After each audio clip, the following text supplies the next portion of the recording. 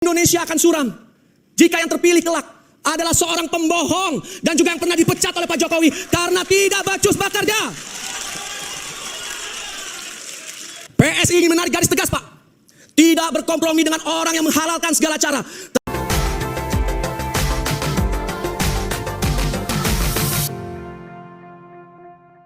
Guys, giring PSI berhasil bikin Anies gerah.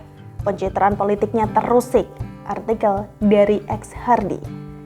Ketua Umum PSI Giring Ganesha dalam acara HUT ke-7 PSI menyebut bahwa masa depan Indonesia akan suram jika presidennya merupakan orang yang pernah dipecat oleh Presiden Jokowi. Dia juga bicara bahwa pengganti Jokowi nanti jangan sampai merupakan sosok yang pernah terlibat dalam pusaran politik identitas, dan jika terjadi demikian, maka PSI siap menjadi oposisi. Kemajuan kita akan terancam jika kelak orang yang menggantikan Pak Jokowi adalah sosok yang mempunyai rekam jejak menggunakan isu SARA dan menghalalkan segala cara untuk menang dalam pilkada. Bila kelak, amit-amit, skenario buruk terjadi dan kandidat yang punya rekam jejak politisasi agama menang pilpres, Pak PSI siap menjadi oposisi sebagaimana yang telah kami buktikan di Jakarta hari ini, kata Giring. Kalimat menohok ini ternyata bikin banyak pihak gerah dan segera keluar dari sarangnya guys untuk protes, sindir maupun menghujat.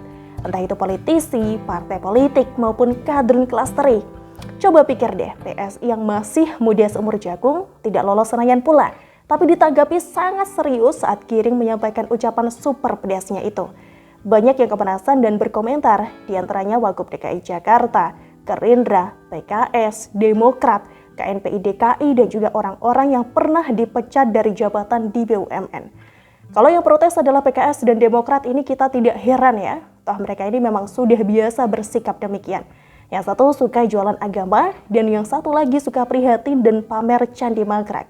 Soal Gerindra guys, partai ini sering bermain dua kaki, berstandar ganda dan tidak menentu arahnya. Padahal partai ini sudah bergabung dengan pemerintah dan Prabowo pun juga sudah diangkat menjadi Menhan.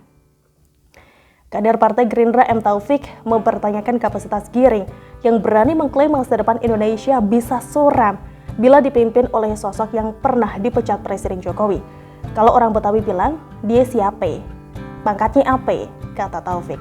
Yang paling menarik adalah komentar dari Anies guys. Dia pun ikut buka suara ya terkait pernyataan Giring ini. Soal negative thinking, sudah kerja setengah mati, udah nonstop masih saja dinyinyirin. Saya bilang begitu kalau soal itu. Ya Allah, saya ini siapa sih? Cuma Anies, kata Anies Baswedan dalam sebuah video singkat yang diunggah netizen. Apa Anies itu? Anies itu orang biasa, jangankan Anies, Rasulullah SAW yang berakhlak mulia, yang uswatun hasanah itu saja dinyinyirin terus, difitnah gak pernah selesai. Terus kita berharap tidak seperti begitu yang dialami Rasulullah SAW. Enggak lah, relax aja, katanya. Ini sungguh menarik guys, karena Anies pun sampai gerah ya dan tidak tahan. Padahal selama ini dia cukup tahan loh dengan berbagai kritikan pedas. Kali ini ucapan Giring membuatnya tidak tenang dan harus melakukan serangan balik agar efeknya tidak terlalu dahsyat. Anies selama ini kalem, diam dan sabar saat dikritik habis-habisan. Bahkan dia cukup keras kepala guys, terlihat dari kebijakan yang diambil mengundang polemik. Keras kepala merasa apa yang dilakukannya adalah yang paling benar meski itu ngawur. Pada September 2021 lalu, Giring yang saat itu masih berstatus sebagai PLT Ketua PSI, Ketua Umum PSI meminta masyarakat untuk tidak memilih Anies sebagai calon presiden Indonesia berikutnya guys. Menurut dia, Anies ini adalah seorang pembohong yang telah menggunakan uang rakyat ya, demi ego pribadi.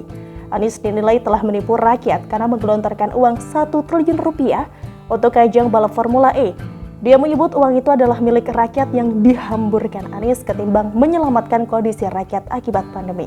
Saat menjadi tamu di podcast Deddy Corbuzier, Anies Baswedan bahkan pernah mengungkapkan alasannya tidak menanggapi ucapan Giring.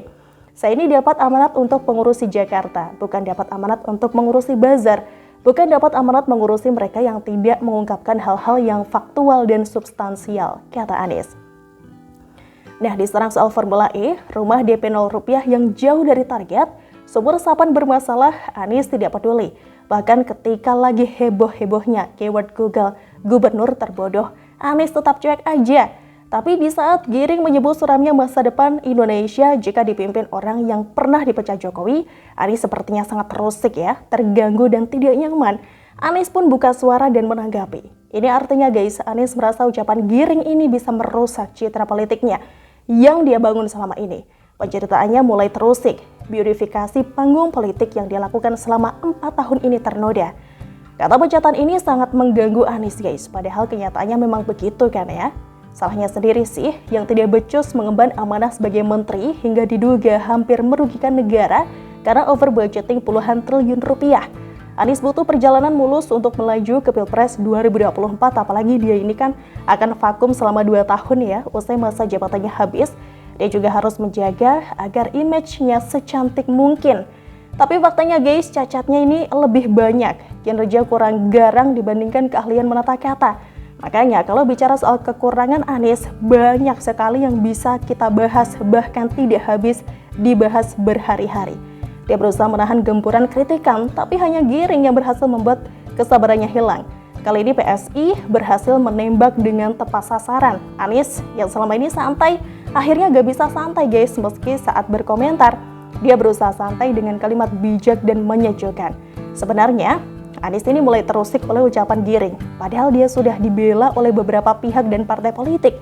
Bisa dibayangkan betapa dahsyatnya efek dari ucapan giring terhadap Anies. Sungguh menarik untuk disimak kenapa ucapan giring mengundang banyak pihak keluar dari sarangnya dan protes. Ini karena sangat pedas dan juga tajam dan bisa mengganggu citra politik banyak pihak. Meski PSI yang bersuara saat soal ini, yang notabene partai kecil dan tidak lolos Senayan, tapi bisa membuat banyak pihak terguncang hebat. Serasa mengalami gempa bumi dahsyat. Anies saja keok dan merasa harus membela dirinya sendiri kan? Anies mulai saat ini harus berhati-hati dengan serangan berikutnya dari PSI. Soal PSI yang partai kecil, tapi kemeriahan politik yang mereka lakukan setara dengan partai besar. Anies mungkin sudah harus mulai mengasah kemampuan ngelesnya guys. Gimana nih menurut kalian? Tulis pendapat kalian di kolom komentar. Terima kasih sudah nonton Suara Rana. Kita ketemu lagi besok. Bye-bye. Wassalamualaikum warahmatullahi wabarakatuh. PSI ingin menarik garis tegas Pak. Tidak berkompromi dengan orang yang menghalalkan segala cara. Termasuk dengan memperalat agama. Main mata, bergandeng tangan dengan kelompok intoleran. Menggunakan ayat untuk menjatuhkan lawan politik. Anies Baswedan bukanlah sebuah contoh orang yang bisa mengatasi krisis. Indikator utama dalam menilai kegagalan Anies Baswedan adalah melihat bagaimana cara Gubernur DKI Jakarta membelanjakan uang rakyat selama pandemi. Pura-pura peduli adalah kebohongan Anies Baswedan di tengah pandemi. Buruk terjadi. Dan kandidat yang punya rekam jejak politisasi agama itu menang Pilpres Pak. PSI siap menjadi oposisi sebagaimana yang telah kami buktikan di Jakarta hari ini. PSI